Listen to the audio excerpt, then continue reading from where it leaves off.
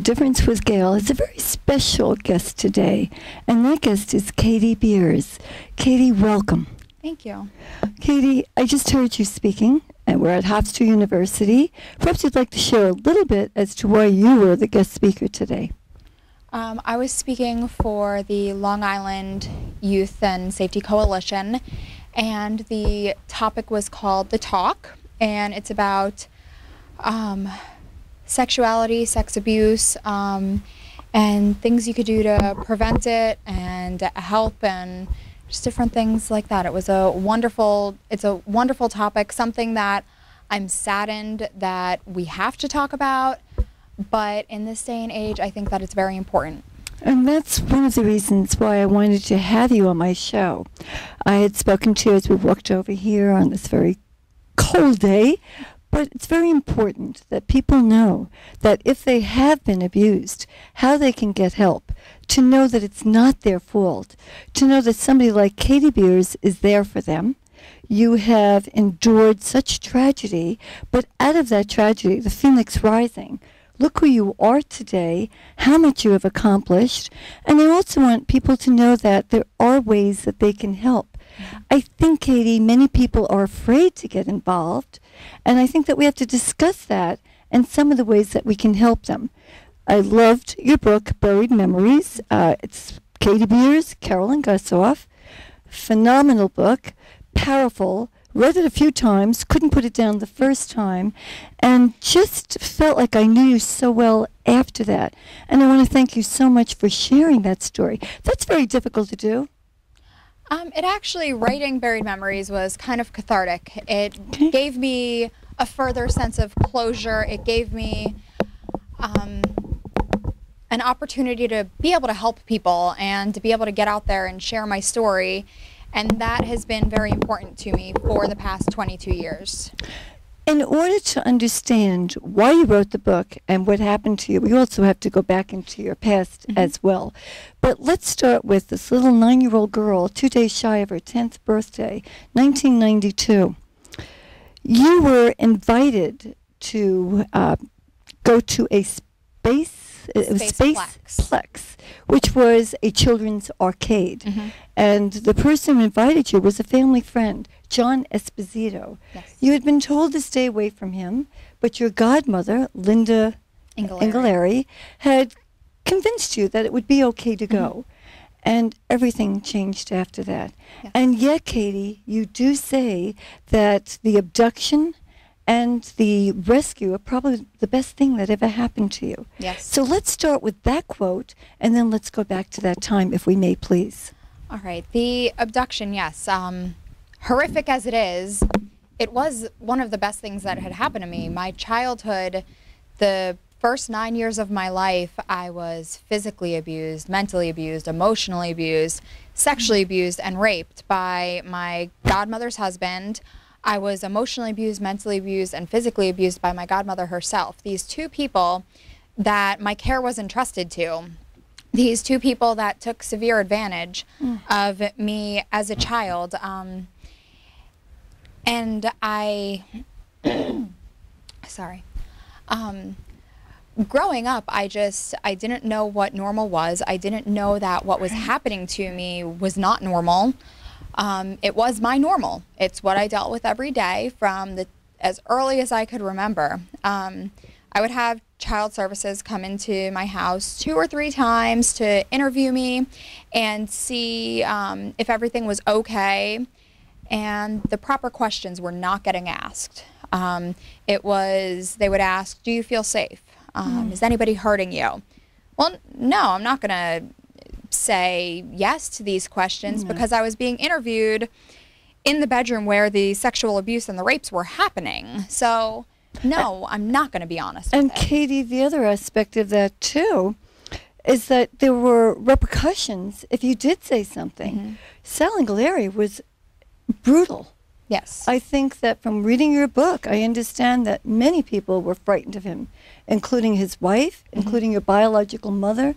And I know John, your brother, was 6.5 years older than you, did try to protect you. Yes. And what he received from him was a beating for it. That is correct. This is a man that took a cat of yours and threw it against the wall. What 9-year-old, 10-year-old, or any adult would have difficulty standing up to this man? Exactly. So I think that has to be definitely a part of it. His wife, I know she lost a leg to diabetes. She was confined to her bedroom. She took baths, and that was about it. She also abused you. Yes. You know what I find terrific is that there were so many adults you're supposed to trust. People, neighbors, family, educators in school. And somehow it just didn't happen that way.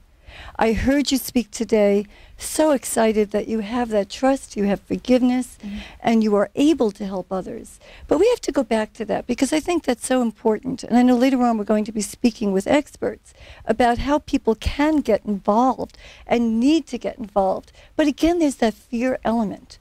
What about when you used to do laundry? At what age were you? My earliest memories of doing laundry at a laundromat was 4 years old. I would walk down the street, probably barefoot if I had to guess, and I would walk to the laundromat carrying Sal and Linda's laundry, and I wasn't tall enough to reach the coin slot or the detergent dispenser, so the attendant there had to assist me with changing the clothes over because they were too heavy. And this wasn't a red flag for people that something is wrong. This 4-year-old is doing laundry. Granted, the strip mall that I was in was right around the corner from my house. Back in the 80s, we weren't concerned about stranger danger. We weren't concerned about abductions. We weren't concerned about any of these things because we weren't told about them. They were still there, but we weren't told about them. That is so true. But what about in school? Now you're of school age. You're in between two houses, biological mom, Marilyn. And I heard you just say briefly that she wasn't prepared to be a mother. She didn't know how to be a mother. She also had quite a few jobs, and she allowed Sal and Linda to take over the house. Yes. You lived with your grandmother, a kind woman, but nobody stepped up to the plate. Let me ask you about school. I know in the book you said one of the most painful areas was that you were bullied by the other children. Yes. When you were able to go to school and you wanted to go to school. Yes, not only did I want to go to school for the education aspect, I loved learning, but I also wanted to go because when I was in school for those 7 or 8 hours of the day, I wasn't doing errands for Sal or Linda. I wasn't being their whipping girl. I wasn't being their servant for them. I wasn't being Sal's sex toy, basically. From the age of 2 From the age of on. 2, yeah. So school for me was a place that I wanted to go, and there were so many days that Sal or Linda would not allow me to go. And the days that I would go, I was made fun of by the other kids. I had very many nicknames. And it was just, being at school was a horrible experience with the bullying, but it also, I would have rather have been bullied by my peers than to go through what I was going through at home. Did teachers hear this at all? Was there any involvement, or are you not able to remember all of it? It's difficult to remember. And I think, too, in the 80s, unlike today, I think people looked the other way and figured kids could just handle it. Sticks and stones. Exactly, which we found later on. All right, let's get back to that quote, though, because in that quote, you said it was probably the best thing that ever happened because it brought being abducted and spending 17 days in an underground dungeon against my will, being sexually abused and raped by a different man, got me out of the abusive, horrendous, neglectful childhood that I had known for the past 9 years, almost 10 years. So for me, the being abducted and basically the recovery, being recovered, it brought me out of my childhood. It gave me a home. It sent me to foster care where I had a family. I had a mom. I had a dad. I had 4 siblings. It was amazing. It was just an amazing experience at 10 years old, being given another shot at childhood. Got to go back to that. I call it a bunker. I think we refer to it as that in the book. It was 6 by 6 by 7. And I don't like to go into all the details, but I still think that sometimes people have to hear it, not because of the sensationalism of it all, but because I think people out there can't even understand that these things can take place. John Esposito was a trusted family friend. Yes, it was discovered that he had sexually abused your brother, and that's why your biological mom wanted to keep you away from him. However, you know, the police were in there. They would never have found this place without your help. So let's very quickly, and then I'll jump back to this. How did you help to get to find you? For 17, I manipulated John Esposito as best as a 10-year-old could. I would ask him questions about what my life was going to be like. I would ask him, well, I want to go to school. I like school. And his response would be, well, I'll teach you what you need to know. Well, I want to work when I'm old enough to work. And he would tell me he had enough money for the both of us. Okay, well, I want to get married and have kids. And his response to that was, well, I'll do that with you when it's time. And I was, again, 10 years old, and he was in his early 40s. And this was the response that I was getting from this man. And what was uncanny is that for about a year, he had planned all of this kidnapping as a pedophile. There were different types of pedophiles, and we'll get into that later. But in his case, this arrested childhood, I think in his head, he thought he really loved you. I think so. From what I'm reading from the book and the thoughts that you expressed, and yet he actually had your neck chained to a wall. He sexually abused you, which he denied until much later, right before he died. The day he died. Never came out in court, and again, question wasn't asked. But in this case, the only light that you had was from a little TV. He made up a makeshift toilet, and you were able to hear the police coming into the house. The question I have is that there was a device that you could hear babies with in the house. Did the police not see that device, the monitor, a baby monitor? I have no clue. Good question, right? Yeah, it's the one part of the monitor was down in the bunker with me. I don't know in what part of the house the other part of the baby monitor was, but Esposito didn't have any kids. Like, he had no reason to have this baby monitor. Yes. But he had it. But again, did he have it hidden except for when he was at home? He said at one point he thought that you could actually be heard. Yeah, and these are things that I don't really, I don't know. But yeah, and there was one point that I heard the police up above me, or I thought that I did, and I banged on the wall and the ceiling of this underground dungeon, and Esposito, I guess, had heard me. I was making enough noise, so he made more noise, so that I wasn't heard. And that was a devastating blow to me, that, oh my gosh, they could have heard me, but they didn't.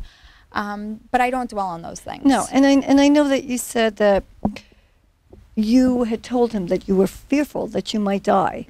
And that may be one of the reasons. I think the background probably helped you to survive. Is that possible? Yes. My severe neglect and abuse from my childhood definitely was helpful with my survival. All right, so now you are found, and instead of going back to the only home you knew, which you thought was normal, you're brought out east to a wonderful foster family who have become your family. Still, the transition had to be difficult, wasn't it, Katie? It was definitely difficult. I was not an easy child to deal with, 10 years old. And understand why. I had just gone through more than what any adult should go through. And my foster parents were amazing. They never doubted me. They always supported me, gave me the encouragement that I needed. They're just phenomenal. What are some of the signs that one should look for in thinking that perhaps a child is being abused either sexually, emotionally, or physically?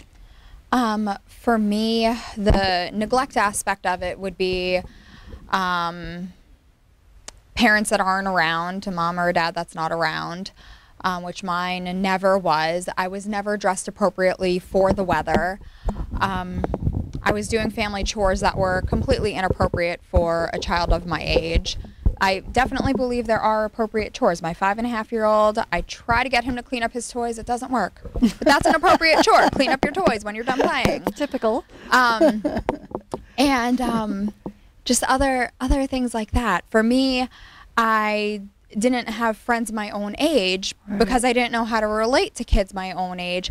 I would talk to the people in the workers in the deli or the stationery store or the pizza parlor or the laundromat. I had more of a repertoire with the adults, and I was 5, 6, 7 years old. So yeah. Now, as far as getting the help that you needed, so many people were involved.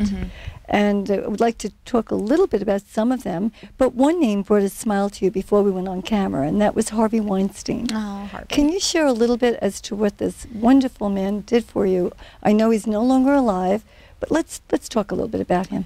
I was in therapy, and my therapist, Mary, had heard of this other gentleman. He was in his 70s. He had been abducted by ex-employees, and they dug a hole in the ground and put Harvey down there. I forget for how long. I think maybe about 10 days, if I remember correctly. And he was this big burly man and had this very deep voice. And Mary had called him because she found out that he had a house out in the Hamptons. Now, Mary was your psychotherapist. Mary was my therapist. She worked on art therapy with you, etc. Yes. She had called Harvey when she found out that he had a house close to where I was located, and explained who she was and explained my situation and asked if he would be interested in coming for a therapy session. And he said, sure, if I could help somebody, I'll come. I love it. So I'm this little, I was maybe 11 or 12 when I met Harvey, so I was this little pipsqueak of a thing, and Harvey was just this big, tall man, this deep, deep voice. And we had a couple therapy sessions. And in one of them, Harvey actually helped me remember something. I remembered that my biological brother and either his friend or my cousin were actually playing in the bunker when it was being built. I don't know what spurred that memory, but that's something that I definitely attribute to Harvey and the therapy sessions that I have. And then I remember that I asked Harvey if he had forgiven the people that had kidnapped him. And he had said, no, absolutely not. Why would I do that? And so I had a conversation with him about how I had forgiven John Esposito. And we just built this amazing relationship with each other. It was phenomenal. Tremendous. So, and that's the whole point of you being on here today, is that we can help one another. I understand buried memories, much of which happens, which is traumatic, many of us tend to block. We want more control in our lives. And because of that, it's easier to block it. I think this gentleman helped to bring out the more emotion in you and give you a chance to reconnect with who you really are as a person. And that's what you're doing today. You're helping so many people out there. If there's anybody out there who is being abused and you're afraid, just look at this person right here who's coming on the air to share her story to help you. And we're going to go in a few minutes to speak with experts to see how they can indeed help others, because it's so important.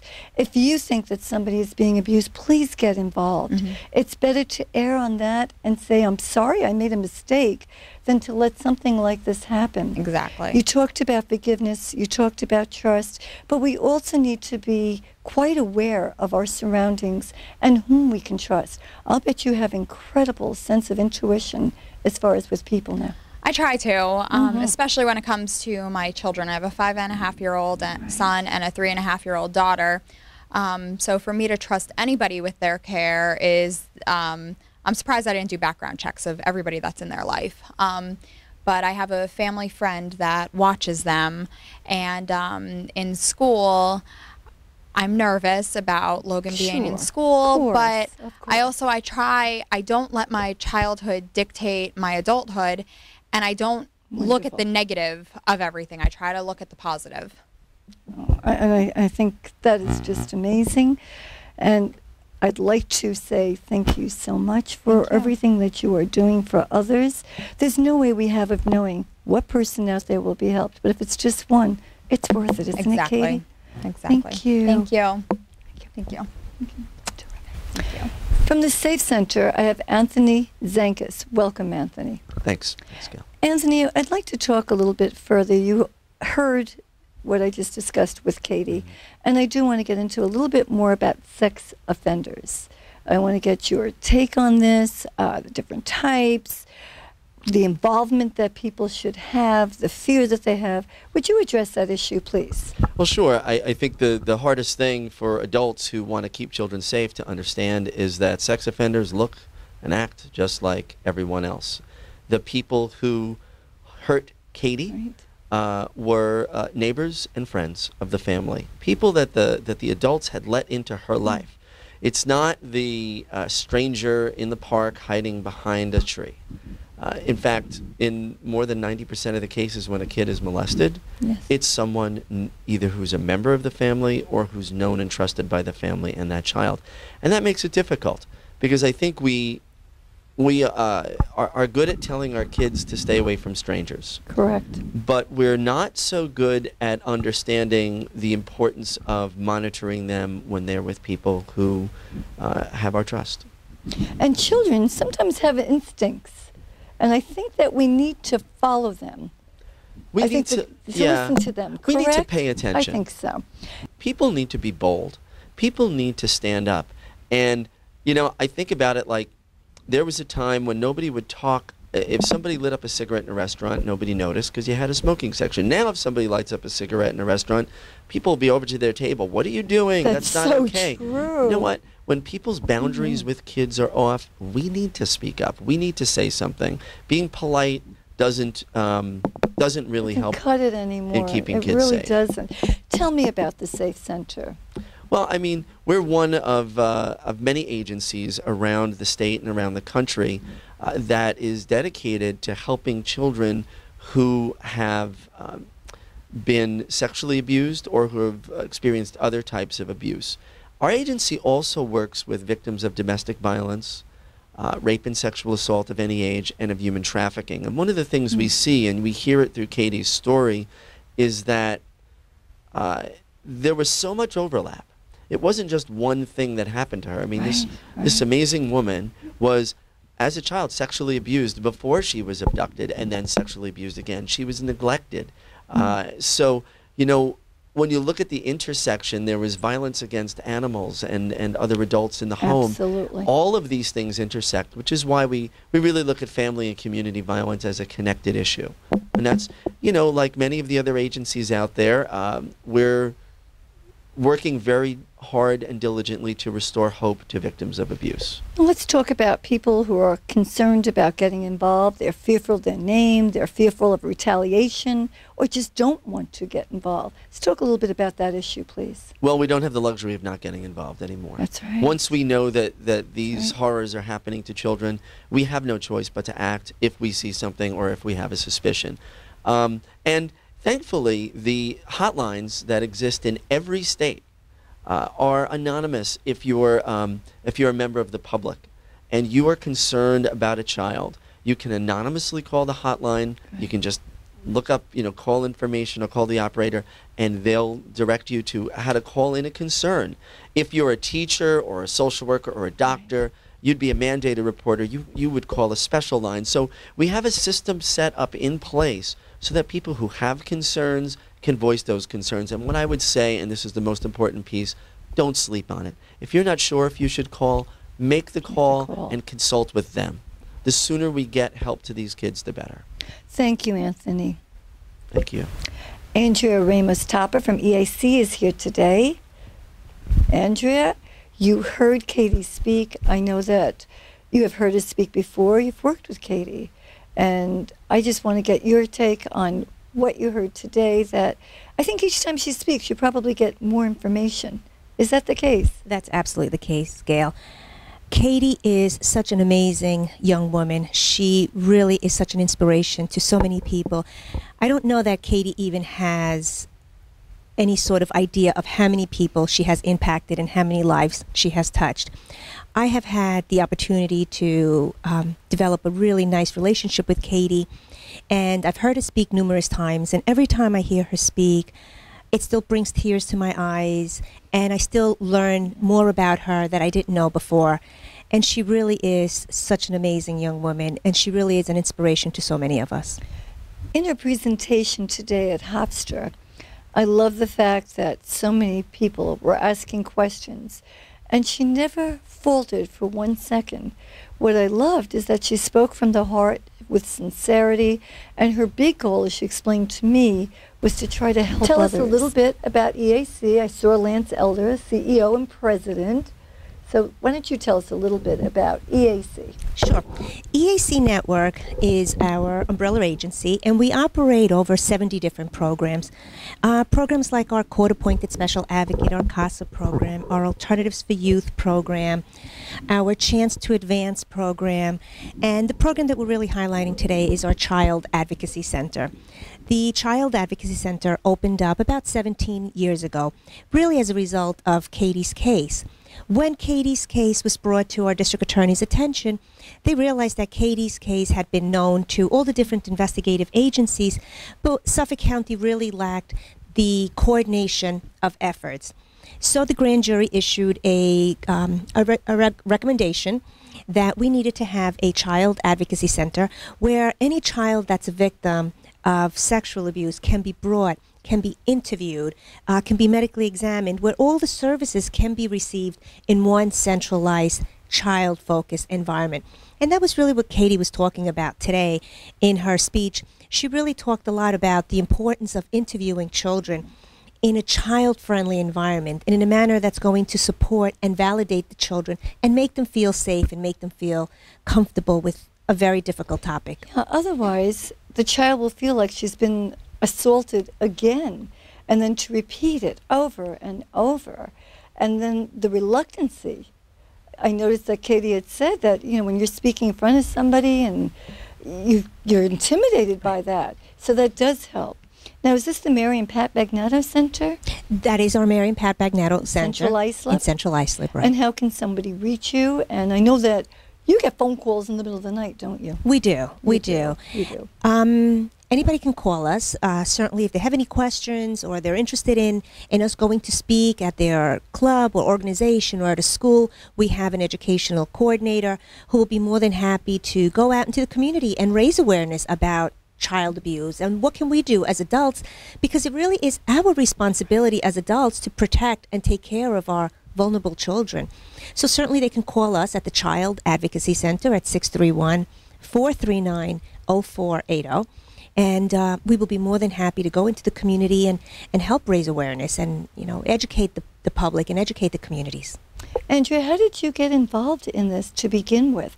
If you know anything about Andrea, she has this bubbly personality, always with a smile on her face, and you're dealing with very serious issues. So if you could just explain a little bit about that. Well, thank you, Gail. I think I'm just very fortunate that I have an amazing support system. I have an amazing support system at my job, working with Rebecca Bell, our vice president, and Lance Elder, our CEO. And I know that they have made themselves available to me when I've needed to call them in the middle of the night to discuss a case or pick their brain or whatever the case may be. And back at the ranch, at the Child Advocacy Center, I have an amazing staff that really support everything that we do. And we're not really co-workers or colleagues. We've really developed a bond and a friendship and, in a sense, a family. And at home, I have the amazing support of my husband and my children and my sisters and my mom. This is a person anyone would love to speak with. Please, once again, if you know of anybody going through any difficulty, if you even suspect it at the least, please check into it. Thank you. I'm here today at the Sheridan 4 Points over in Plainview. Delighted because I'm interviewing Lisa Regina and also Leslie Nicole Smith, and today is going to be a special day. It's not only about acting, but it's about humanitarian. A little bit late. Just so you know, my industry guests today are Donna McKenna. Donna's a New York casting director.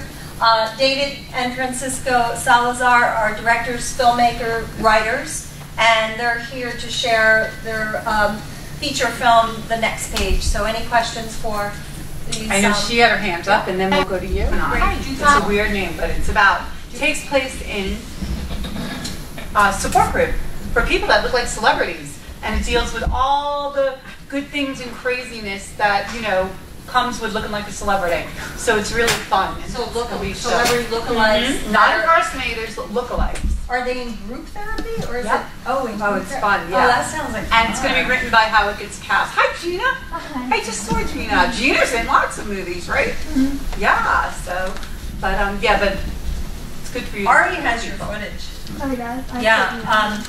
Just a short story, and just an example, like when I have industry guests come out, this one particular time I had director Ari Top come out, and after a workshop we got, you know, a burger and pizza and we were talking, and Gina was sitting at the table with her mother, and Ari's looking, and I could see his brain, his wheels going, and he looks at Gina's mother and he goes, "You have a great face. I want you in my film." And Gina goes, "Really?" Like she you know, she's the one that's here for acting, and her mother got cast. That happens. And Ari said, "Don't worry." He says, "You're going to be the bratty girl at the racetrack." And he gave you that role, the bratty girl at the racetrack, which was great. You told him you want the mother, you got to take her. Yeah. So he cast the mother and daughter from my workshop, and then so he has your footage. Which is great, because that'll be a start for your reel. Absolutely. Reels are important. Any other questions of knowledge that you guys want to know and learn, and before we start with all the fun stuff, pick our brains, you know? Welcome to Looking to Make a Difference with Gail. I'm delighted today because I have the beautiful Lisa Regina. Lisa Regina is quite well known for her commercials. We're talking about Delta, Kmart, Macy's. She also has become a star from Sopranos, soap operas, All My Children. But there's another side to her, a side that I'm even more impressed with, and that's her side as a humanitarian. And we're going to talk about that. Where am I today? I'm in Plainview at the 4 Point Hotel, where Lisa's going to give an acting class. Welcome, Lisa. Thank you very much. We finally meet. I tell you, it's been a year, and we've been wanting to do this, and one thing after another. But you know what? You're here today, and I want to hear all about what you're doing. I'm here in Plainview, New York, Long Island. I've been coming out to the island for about 12 years now. I've been an acting coach in New York City for over 25 years. And many years ago, I learned that there was a need for the Long Islanders to be connected to the city. And I'm really ecstatic that I could bring my training and my industry guests, because, of course, all actors want to meet directors and casting directors and filmmakers. So I really get great joy out of connecting my students with industry professionals. So today we're starting with a Q&A segment with casting director Donna McKenna. Oh, she's wonderful. Yes, she is, and she's from the island. And Donna will do a segment where she answers questions about her current film projects. She has a web series that's going on. If she gets here soon, maybe you'll get a chance to talk to her. Oh, that would be great. But let's go back. You were born in Pennsylvania. I was. Then you became a New Jersey gal. Yes. Right? And you've done work in New York, as you've said. But let's go back. You studied at NYU and Tisch. But you studied, in addition to acting, I believe that you studied all about filmmaking, Screenwriting, production. And production. Now, how did you end up in all of that as opposed to acting? Well, I wanted to learn the production aspect to understand what goes on behind the camera, and the process of writing really enabled me to become more connected to characters and character development, and really get inside of, you know, the emotion of that character. I've been writing stories since I was a kid, so it was a natural progression for me. So while I was at New York University, I studied acting. I studied educational theater, which means I could teach acting. You can actually teach those classes. And then I studied production, and I'm glad that I did that. Who motivated you as a child? Who was your inspiration? My mother. Tell me about that. My mom passed away very young. She was only 51. But she was my main support, and she really... she saw the creative soul, and she encouraged that? She nurtured it. She did. She inspired me. Did you always think you'd become an actress, or was it something that you thought, well, down the road sometime? Yeah, I always knew I would be involved in the arts, performance, you know, directing, acting, because at 8 years old, I had the entire neighborhood following me to my house, you know, and I would put on skits and plays. Oh, that sounds familiar. On the picnic table, you know, in the backyard. Yeah. So, I mean, it just, you know, I guess it's part of who I am. Well, let's talk a little bit about that. I know that you stress the emotional palate. Would you explain what that means? And I know you're going to work with your students today with that, for sure.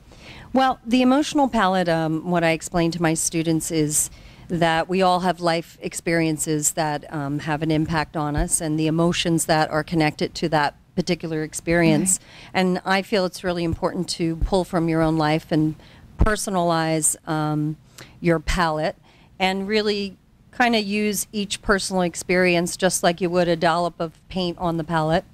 And that's what we call the emotional palette. So I talk to my students very intimately about their life experiences, which are glorious and joyous and also painful, because we've all had them.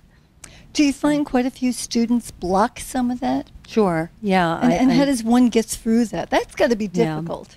Well, they all have an interest. I love when actors come to me and they say, well, how do you cry on camera? How do you cry on cue? Right. So we talk about, you know, using emotional recall and sense memory and method techniques that are associated with their own personal life experiences. And you have smaller classes, so you probably get more of a one-on-one relationship rapport. I do. And I noticed if we go to your website, which I'd like you to give in a moment, okay, you find that there's a tremendous respect for you.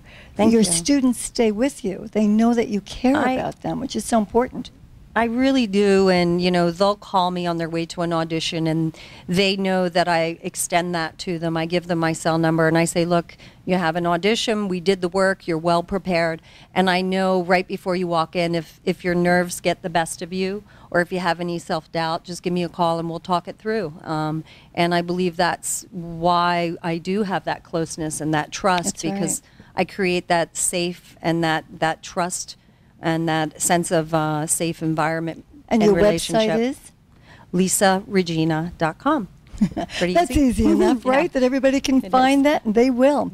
Let's talk, too, about, you say, to become more human. I find that children naturally are human, and if I've studied them, it helps me to become a better actress. Sure. Well, kids are very uninhibited, usually. They say what's on their mind, and they have the freedom and the confidence in their body most times. Right. But I do have kids that come to me, and parents bring me their children who are lacking the confidence and don't have the connection to their body and their voice yet. So acting is great for that regard, you know, anyone that is dealing with a sense of maybe lack of confidence. I was going to say, sometimes people come to teachers for acting, not necessarily to have a career in show business, but perhaps to improve their ability in their own jobs, or to even just improve themselves. Do you find that as well? I do. I've coached New York City attorneys that, you know, the stage and the audiences are the 12 jurors, you know, during their closing argument. They need to be very connected, very truthful, and convincing.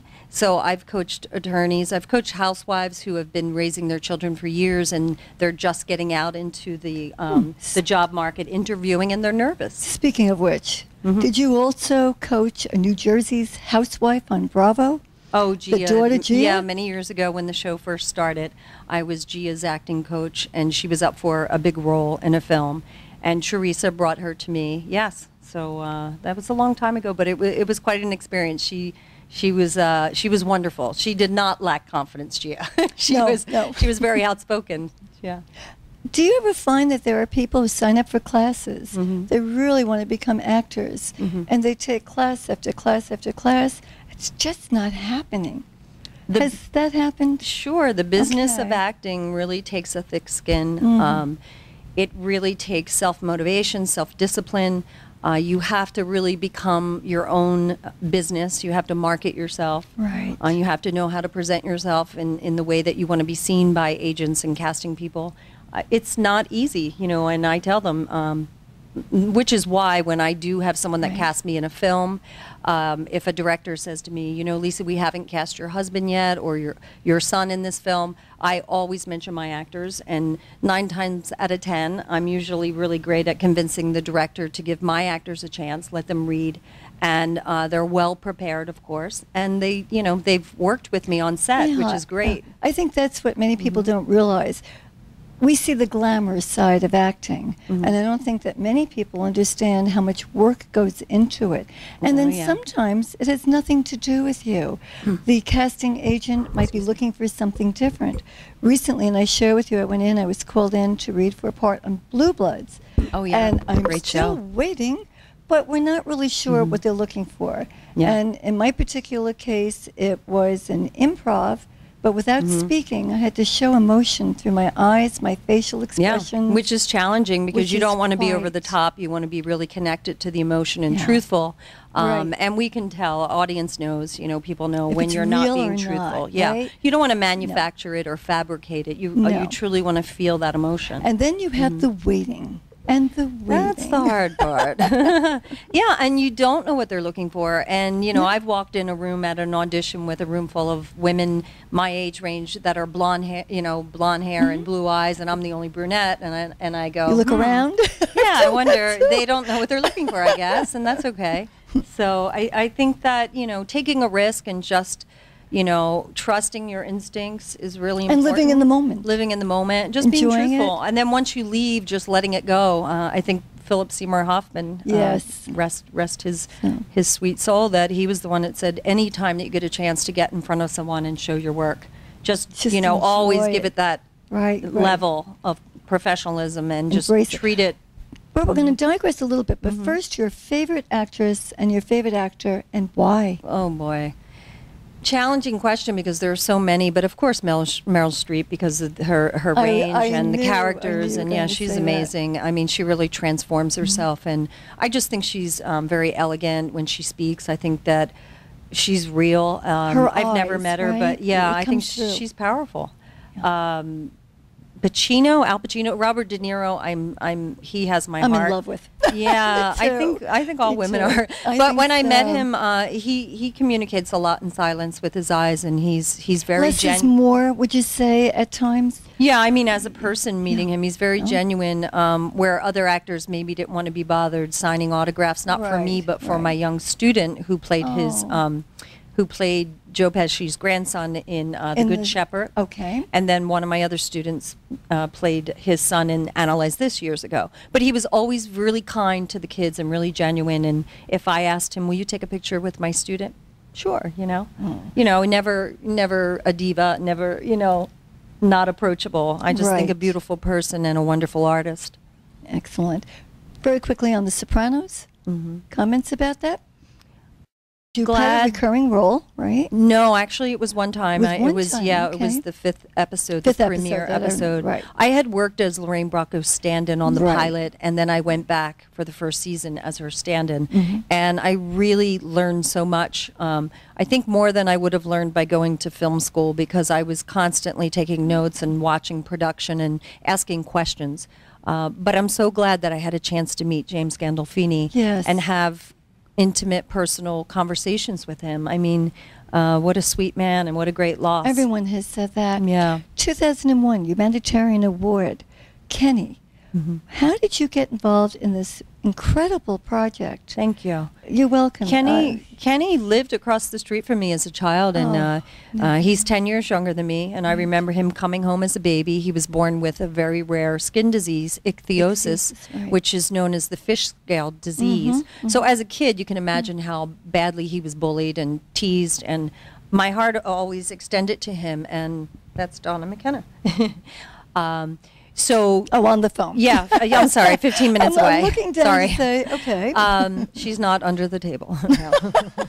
So, but getting back to Kenny, I would Yes. watch him, you know, and I told him as we grew up together, I just always extended my heart to him, and I said, you know what, when I go to New York someday, my first film project is going to be about you, because I want people to know who you are inside. Oh, I love that. And I get so emotional talking about him, because he's a beautiful person. Because he's a beautiful, and the prejudices that surrounded him because of the skin disorder. So he was bullied. So that was, yes. So all these years later, as an adult man, to watch him on stage, we had 1,000 audience seats, 1,000 seats in the first theater where we screened it back home in New Jersey, and everyone stood up. And to just watch him gave me great joy, because it was like, okay, people know who I am now. Your disabilities and the reaction like that, yeah, and it keeps spreading. It's like paying it forward. It's an incredible. It is, and well, let me bring out then Eddie McGee. Eddie McGee is a very special person. He's from the island. Boy, all my Long Islander friends. Yes, he is. And Shooter's Nail. Yes, Shooter's Nail so let's talk, because you have three, I'm sorry, but you have three different areas in there. You have the veterans. Yes. You have people in wheelchairs, overcoming adversity, forgiveness, trust, and then you have anti-bullying. Yes. So can we just mention a little bit about that? Absolutely, and thank you for asking. The Shooter's Nail, the title was really introduced to me by Eddie McGee, because it's a point on the basketball court. That's a reference point. But Eddie McGee was born with cancer, and he had to have his leg removed at 10 years old. And as an adult male, he's in LA pursuing his acting. He's an amazing actor. He's an amazing person. What a great inspiration. So I watched him play wheelchair basketball. I watched how other people responded to him, and it just inspired me to write The Shooter's Nail. And I wrote it about 7 years ago, maybe longer, and I've been developing it. And it's evolved because since meeting Eddie, I also met men and women veterans who have served our country, and they've come home, you know, they've come home now with missing limbs, and some of the veterans that are playing wheelchair basketball. The camaraderie and the inspiration and the courage to overcome such a physical challenge, emotional challenge, just inspired me. And I really identify with anyone who has that sort of challenge, because I've had my own, and I think that we all have had challenges in life, whether it's really losing a limb or just an emotional challenge that you have to overcome. It's metaphoric, but it's very empowering. It's real, and I think we can all learn something from these great heroes. I'd like to ask you a little bit then about retired Army Captain Leslie Nicole Smith. She's coming today to my acting workshop, and she's been to a few of my workshops. And the first time that she asked me if she could attend, I was like, sure. You know, you have a VIP pass to any of my acting workshops. Oh, that's wonderful. And Leslie is a left leg amputee, and she's legally blind. And to see her work in front of a camera, in front of an entire group of actors, you know, over 20 actors. I mean, that takes courage, and she's good. She's good, she's real. And I always tell my actors, let Leslie inspire you, because if she can do it, and she is not finding any excuses, she wants it, she's passionate, and it's amazing to watch her, really is. When I mentioned humanitarian, there's even more. I love your program for people who have been involved with domestic abuse. I know that 25% of women have been affected, and it's called Right to Heal, and it's Right, W-R-I-T-E. Did this start on the stage? Is it a compilation of women sharing this story with you? It started following my healing process, which I used writing. Like I said, that always was a natural medium for me to express my emotions. So I started writing a spoken word piece that helped me, and I performed it on stage. And then through meeting other women who have survived or who were struggling in domestic violence, they shared their stories. I wrote their stories into monologues, adapted them to stage, and then cast professional actresses to perform the true life stories. The most powerful part was having the real women who inspired these monologues sit anonymously, safely in the audience. And then once the show was over, everyone met backstage, and to see the real women meet the actresses that brought their stories to life, it was very powerful. Well, it's such an very honor healing, for them. most importantly. Sure, it's such an honor for them to do it, and then I'm sure they're thinking, I hope I did a good enough job that I conveyed Yeah. all of that emotion, all of that feeling. But the most important part of that whole process was the women who were struggling in these stories. They said, I want to change that. They wanted to change it. And They're all that's making the a first step. difference. Where do you go from here? Continue to make the shooters now happen. You know, get it produced and share it with the world. That's And that's the goal. crowdfunding? Actually, no. Is it? No, I've no. decided to really cultivate my relationships in the industry and Okay. and just go after, target those people, like-minded individuals. Excellent. And we see you. What about that? We See You was Triton? a public service announcement, and I did it at my alma mater, my high school, Triton Regional High School, and we had 600 of the students that I had to direct with a megaphone. That was a challenge, but it was really it was the entire school just standing out against bullying and just giving the 3 words "We see you" and not being a bystander and being, you know, proactive and saying, we see you and it needs to stop. As we close, could you just give one piece of advice? Because there's somebody out there saying, I really want to get into this field. I don't know where to start. What do I do? Training. It's an art form. Acting is an art form, and if you respect it and approach it that way and really be well prepared and trained, you can't get by on good looks alone, and you can't get by on just kind of winging it.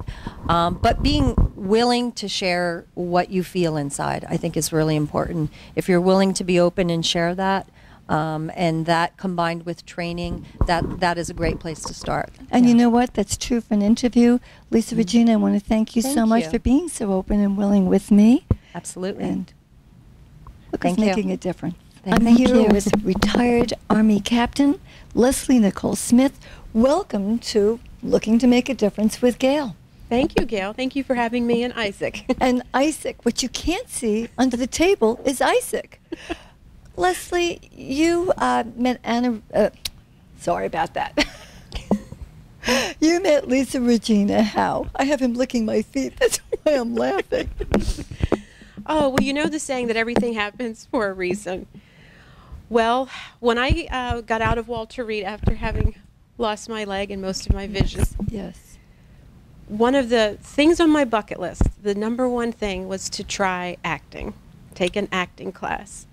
And after having goodness. experiences of so much time at Walter Reed and having life-changing challenges, it really helps you to reprioritize what you want to do, and you don't put it off any longer. And so an acting class was at the top of the Absolutely. list. And really through a friend of a friend, I was recommended to her, and I took her class not knowing what to expect at all. Oh, my goodness. Fell in love with not only the acting class, but of course with Lisa Regina as well, and her talent and her inspiration. And after that class, I just was so moved to want to continue. And so I'm here today as well, taking another workshop from her. I didn't even thank you for being a hero, for serving us, and for all that you do. And quite honestly, it's because Isaac was licking my foot and then decided to knock my leg over. So that's why we have a little bit of the giggles. We're both animal lovers, and that's so obvious.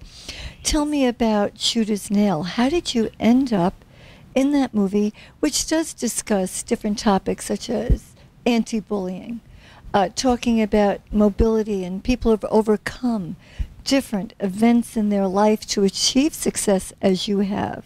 Right. So right. tell me a little bit about that. Well, it's definitely an honor to be involved with the Shooter's Nail, and really how it came about again was from taking the first acting class with Lisa. I don't know if she was completely aware. She was aware of my disabilities, but I'm not sure maybe she was fully aware of maybe what to expect. Right. And the both of us just gelled. We have an energy or a synergy about us. Everything just kind of clicked.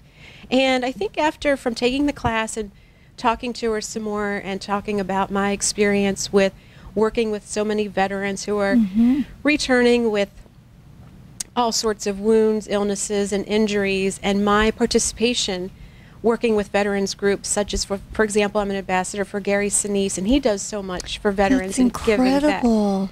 And so it just really seemed like this perfect fit, not only, you know, being an acting coach, but also then we became friends. And I think it really just motivated her to look at the Shooter's Nail script and think where I could fit in, and along with Isaac, where we could fit into this amazing storyline that has so many positive and moving messages. And she came up with and had decided that I would be a perfect fit for the counselor person in the You script, must have Dr. been Myers. thrilled to be in this and to meet the many people that you met. And Yes. who are some of the people you met? Oh my goodness! Again, you know, Did you just meet so Eric Roberts? No, not yet. Okay, Not Eric yet. is in the movie. Not yet. But as far as the people in the movie, the veterans are going to be the ones that are really going to make this, you know, a positive, Powerful and yes, positive. powerful and inspiring film. Again, with the messages, and what we hope to bring is, yes, the anti-bullying message, because whether you're a service member or really anybody, when you have a challenge in life or something that is life-changing, Absolutely. what we want to try to incorporate in the Shooter's Nail is that makes you different and unique. Right. And you hold on to that and you grab onto that I love and that you harness said that, Leslie. power. It's to be celebrated, Exactly. embraced, and then I think shared. Yes. And I think that many of us do have things that we have to overcome. Not often that you can see some of the things that people have gone through. Right. But I think it's extraordinary that you were in it. I can't get over that you not only tried acting, but from what I understand from Lisa, you're actually very good. You're very natural with it. And again, you know, acting so real, it's from the heart. How did Isaac do? He's still licking me. I know. He is a big love bug. I tell you, I know. And I love him. Oh my goodness, he is. So he how is did he something do in the film? Fantastic. I He mean, was natural great. fit. I think he almost, what he does is, it's amazing. You know, dogs are so intuitive, and so he reads my vibe. Right. So like right now, he knows that we're talking, but you're like family. And it's so fun. he's giving you It's tons fun. of kisses. I too, right? love it. So and we were giggling, so he any- picked up on that. Anytime we are around, of course, family, people that support veterans, military, he just reads that vibe, and he just knows that, you know, he's here to help as well. And that's the one thing, too, that we're hoping with the Shooter's Nail is that I remember being, at Walter Reed and having those first questions of, what do I do now? You know, I lost my leg. Am I going to be normal? Am I going to be able to do this or do that? And then with my vision loss, all these questions. And thinking back to when I was a patient, if there had been the film Shooter's Nail out at that time that I could have watched and been completely moved, motivated, I would have put in 150% every single day, and knowing that my fellow service members who are also wounded, ill, and injured are coming back and doing phenomenal things, serving as role models, and getting You're people a role out there. model. You are and serving as a role inspiring. model. The movie is inspiring. It's going to help so many people. Now, with Gary Sinise, what are some of the things that are actually being done to help our veterans? Oh, well, Gary Sinise does so much to give back, and he's been doing this for many years. And the foundation just was started a few years ago. And probably one of the biggest programs that he's really involved with is building smart homes for our severely injured, Right. which truly helps to minimize those everyday challenges for those that are severely wounded.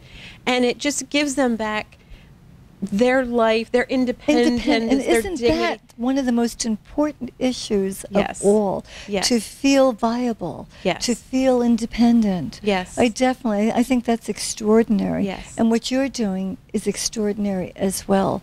I want to Thank thank you. you so much for not only your service, spending some time on looking to make a difference with Gail, and more importantly, making a difference in the lives of others. And I want to thank you too, Isaac. We're falling in love here. I know. I told you he was a love bug. It's a love so- bug. Thank you so much. Thank you, Gail, for having us. Thank We you. appreciate it. Thank you.